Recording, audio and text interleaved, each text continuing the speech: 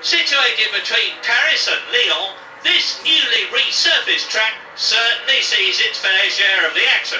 With such a slippery surface, the high and low speed corners need 100% driver concentration. Thank you, Murray, and welcome to round 7 of the 1999 Formula 1 World Championship season, and we are in France. So this round was probably one of the most dramatic rounds of the 99 season in real life. Wet qualifying, wet race, and well, today we've got a wet qualifying, so head out on the first lap, and already gone. Very tricky corner to get right on this game, the first couple. So we've gone off the track there. I thought I'll finish off the lap and at least get a time on the board, and we'll cross over the line and be in 11th position. It's Damon Hill who is on pole, so run wide here and end up on 2 wheels. I'm not really sure what happened there. Car got a bit funny. But I head out a bit later, and you might notice I am actually on dry weather tyres, because it is scheduled to dry out. As I try to go around the outside of Mika Hakkinen here at the 180, and it's not worked out, gone off into the gravel.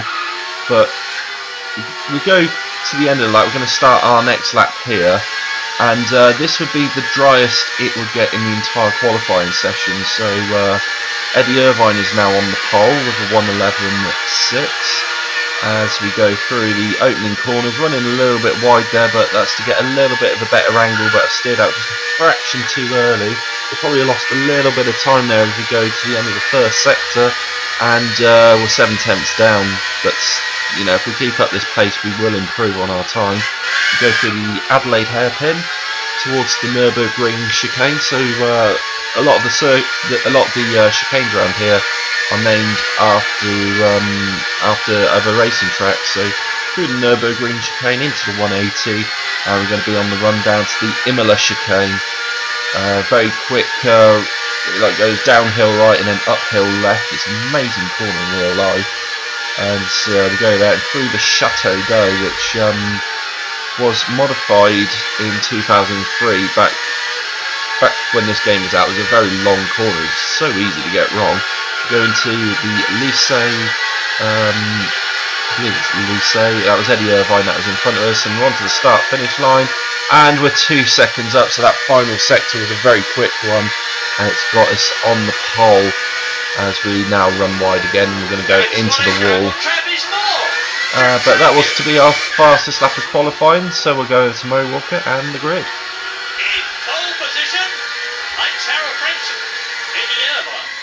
Is alongside on row 1. Damon Hill sits in 3rd place.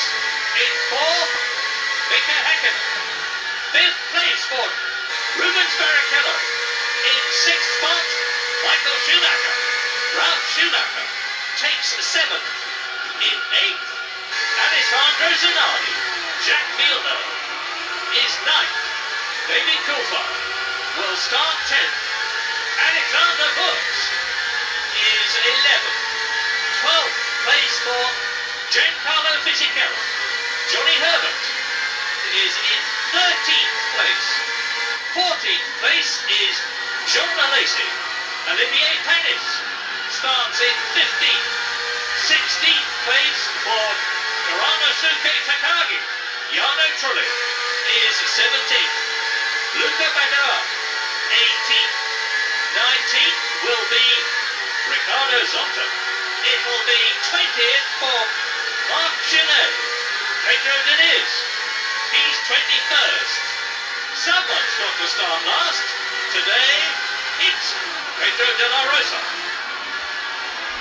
So quite a strong grid at the front end with us on the front, with Eddie Irvine behind Damon Hill. Very close, so we're just pulling into our grid slot now as we'll go over to Murray Walker and the red lights.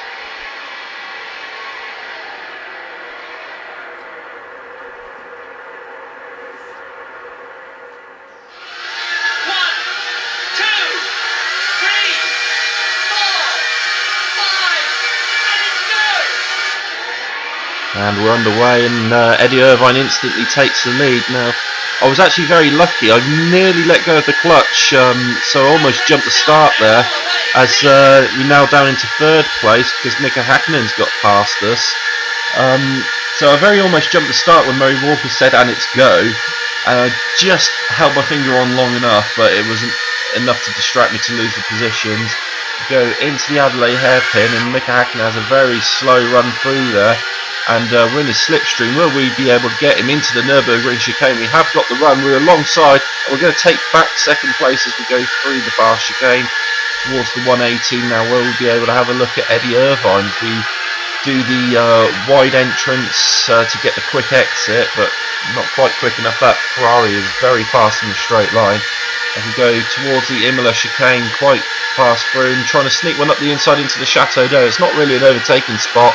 Make a little bit of contact there with Eddie Irvine as we go towards the end of the lap.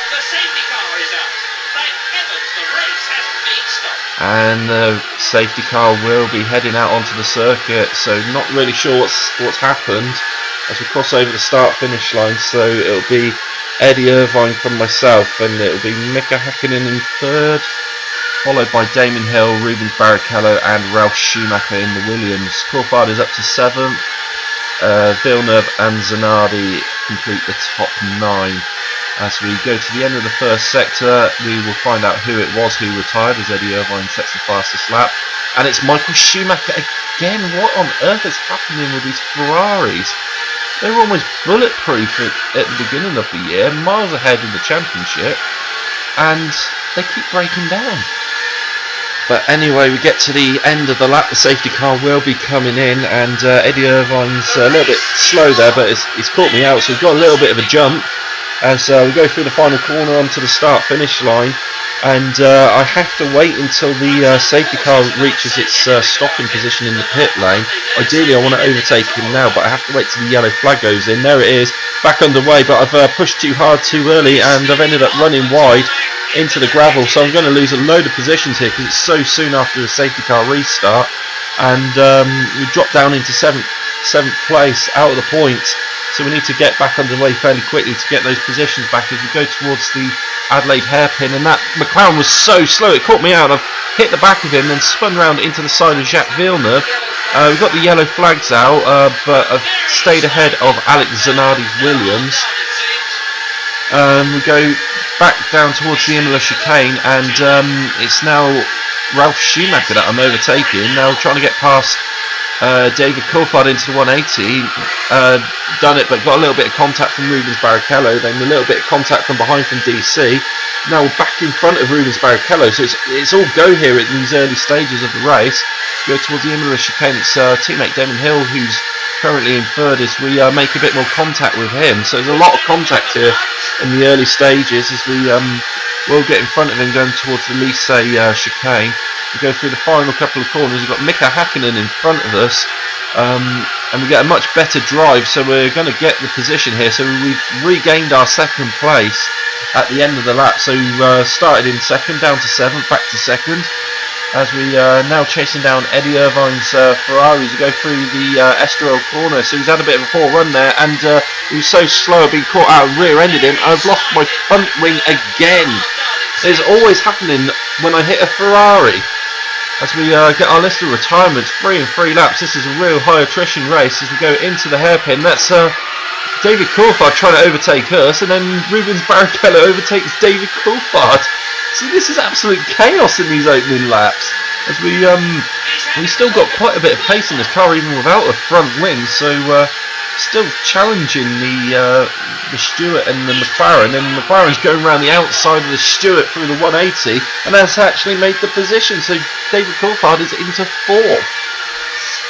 This is just absolutely amazing, these first couple of laps. We go through the Imola chicane into the Chateau d'Eau, and it's such a long corner here, the lack of front wing's going to hurt me as I go off the track, going to bounce off the wall back onto the track. And we'll be pitting at the end of this lap, and we go through the chicane into the pit lane, which runs around the outside of the final corner, going down into the pit. So I'm going to stick as much fuel in this car as I possibly can, just to try and get as much track position as I possibly can. So we're looking at over 20 seconds on this stop. So I'm just going to skip that all out, and we're going to rejoin the track in 19th place. So we're down in last at the moment as we go to the end of the lap, and yeah, it's Marc Genet's Minardi that's in front of us as we go over the start-finish line, and we get the position. So we're in 18th position, going through the Grand Call into the Estoril corner, and we've got the two arrows and Minardi's, one of the Minardis in front, and we run wide. We lost a little bit of control there, turned out too early, and we got we got the Minardi now overtaking us. So this is just filled with drama already.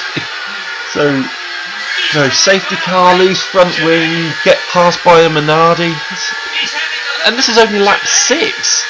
You know, we've still got another 66 laps to go as we go through the Nürburgring chicane. A little bit of a shortcut there. We'll get in trouble with the stewards for that as we go through the 180 and carry on chasing down Pedro de la Rosa's arrows as we go on to the start-finish line. It's going to be an easy pass.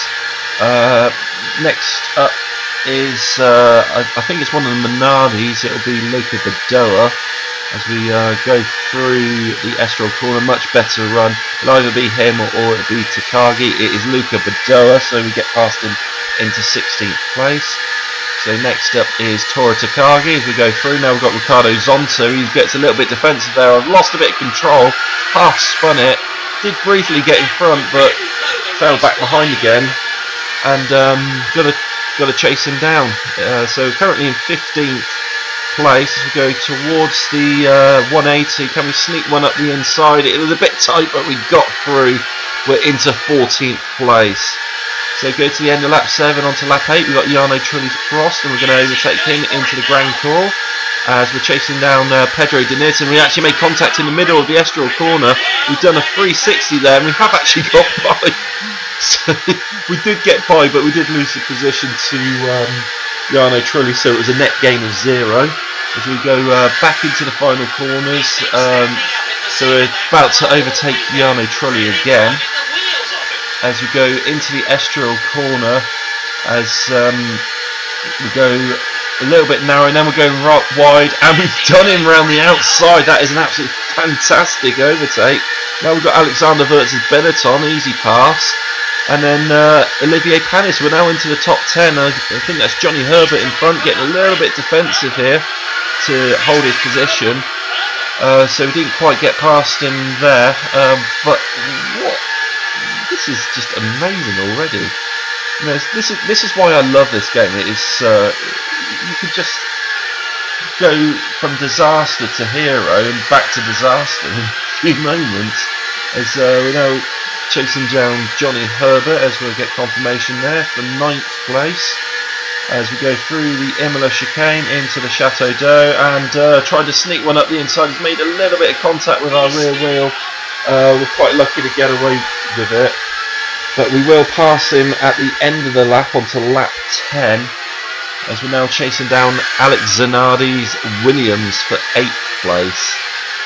And we're going towards the Nürburgring chicane, so flat out through the right and the left if you get your line correct, into the 180. Can we sneak it up the inside? It's going to be a bit tight again, but we have got through. So we just got Giancarlo Fisichella up next in the Benetton. He's always a very difficult person to pass. As we go into Estoril, I'm going to sneak one up the inside into 7th place. So that was as far as we got until lap 29. As you can see on the top left of the screen, we're in 6th place, but tyre wear is really kicking in now. Probably filled up the car too much. You saw went over the curb, just lost all that speed. We're going to get to the end of the first sector, and Eddie Irvine has retired, so both the Ferraris are out again. And worst of all, it's the championship leader, so he's retired 2 races in a row. And it was the story of the race. Attrition was absolutely huge as we passed one of the salvors there that was smoking. And you know, at the end of the race, there was only to be 7 cars remaining as we've got a yellow flag, and that's Rubens Barrichello Stewart there. So we're now into 5th place. So end of the race, there was only 7 cars remaining. Just attrition was just so high in this race. So we're into 5th place now, but really struggling with the tyre wear. We're chasing down Ralph Schumacher's Williams, who's currently in 4th, and Damon Hill's not far in front of him. As we go towards the Adelaide hairpin, and we're going to sneak one up the inside here. Can we do it? There's a lot of contact with Ralph Schumacher, but we have made it into 4th place. So we're only 1 place off the podium, as one of the arrows there has retired. So 1 place off the podium, which is our teammate Damon Hill, who we can see there. So after being down in last, a long way off the points, we could be looking at a podium here as we go into the Chateau d'Eau on lap 44, and a little bit of contact with Damon Hill. No harm done, but we're going to go to lap 46 now as we go towards the same corner. Go through the right-handed bend, and I've had a front wing failure, so the front wing's completely gone off there as we went through the corner. So I'm going to have to pit, but I don't think that's a bad thing, because I was really struggling with tyre wear. So maybe a new set of tyres will be a good thing to put on the car. We go into the pit lane, so it will be another very long stop as we just get the fuel out of the car. So I'm going to put 27 laps of fuel in, so that will definitely get us to the end, and we'll come out in 5th place. So we're going to have to chase down Ralph Schumacher and Barrichello, as we're now passing more back markers. So as you see there, the top 5 are all on the lead lap, and 6th place is Johnny Herbert, and he's 2 laps down. But anyway, so lap 53, so we're going to be chasing down Ralph Schumacher. The fresh tyres allowed us to catch up so quickly, as make a little bit of contact there through the Nürburgring chicane, but we have got through, admittedly with a bit of a shortcut, but we're into 4th place. And then lap 57 now, we're behind Damon Hill, who's in 3rd, so the fresh tyres really coming in handy here as we go through the Estoril corner. And will we be able to pass Damon Hill? We've got a good run here. Can we sneak one up like we did up the inside of Ralph Schumacher? As Damon Hill's getting a little bit defensive there. It's enough to put us off. I'm so reluctant to try and just dive bomb him, as he is our teammate. But we'll go on to lap 58 through the Chateau d'Eau, running a little bit wide there. Very tricky corner to get right, because you've got the left-right chicane just before it. And through the Lycée, can we sneak one up the inside of the final corner? We do briefly get ahead, but it wouldn't have been right to stay in front with such a blatant shortcut, so I decided to let him back through. And you know, Eddie Jordan has to make the call here. We're so much faster than Damon Hill. You know, I'm on fresh tyres. I could win this if I can just get past Damon Hill. We go into the hairpin, and we've got a good run here. Can we pass him into the Nürburgring chicane? Of course, he's got the same engine as us, so you know, power should be pretty similar. As we're going to try and sneak one up the inside of the 180, and he chops across our nose. So Damon Hill's really not wanting to give up this podium position, but Eddie Jordan does make the call, and we do get through as we start lap 60. So now we've got to chase down those McLarens, because Mika Hakkinen, who's in the lead, he's only 3 seconds in front of us. So we pass, I believe it was Jarno Trulli's smoking cross there. So another retirement. But there was to be one more retirement in the race, and it's going to be a very big one. As we go through the Nürburgring chicane, made a bit of contact there with Alexander Wirtz. We now hit Damon Hill, and Damon Hill is out of the race. So what could have been a strong double points finish for Jordan, we're only going to end up with 1 car in the points now. So we've got the list of retirements coming up on the screen, but my SD card that I was recording with, it was full as we're going through the list of retirements, so didn't get the whole list. Lap 67, run off the track, so we're going to come under a bit of pressure from Ralph Schumacher towards the end of the race as we go into the Adelaide hairpin. We've made more contact with Alexander Wirtz. We've lost our front wing, and we've damaged our suspension as well, so this is going to be next to impossible to keep Ralf Schumacher behind. He's only just behind us now as we go into the 180. So really awkward to try and get this car turned in, and Ralf Schumacher will take 3rd place, so we've lost our podium. So it's a bit of a shame really that as we go on to the last lap. We might as well continue 2 laps in front of the next place person behind us, which is Johnny Herbert. But it'll be Mika Häkkinen who will take the win from David Coulthard in 2nd, so McLaren will get the full 16 points. Ralf Schumacher will take 3rd. I'm going to cross the line in 4th. Johnny Herbert, he's actually 3 laps behind. Johnny Herbert 3 laps behind will finish 5th. Ricardo Zonta will take the final points in 6th, and Alexander Wurz was the last finisher in 7th. So attrition very high in this race.